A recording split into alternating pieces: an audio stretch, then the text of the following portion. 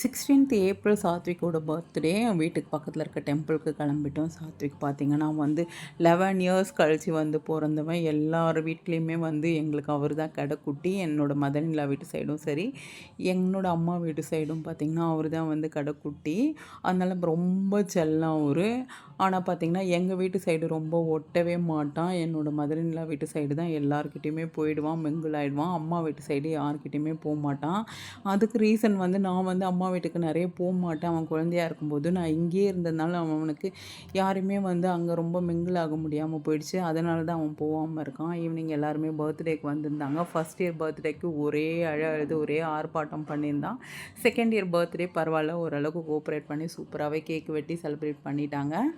எனக்கு தெரிஞ்சு என்னென்னா ஃபஸ்ட் இயர் பர்த்டே விட குழந்தைக்கு செகண்ட் தேர்ட் இயர் பர்த்டே கிராண்டாக செலிப்ரேட் பண்ணால் அவங்க என்ஜாய் பண்ணுவாங்கன்றது நான் புரிஞ்சுட்டேன். ஏன்னா ஃபஸ்ட் இயரில் பார்த்தீங்கன்னா அவன் சுத்தமாக கோஆப்ரேட் பண்ணவே இல்லை.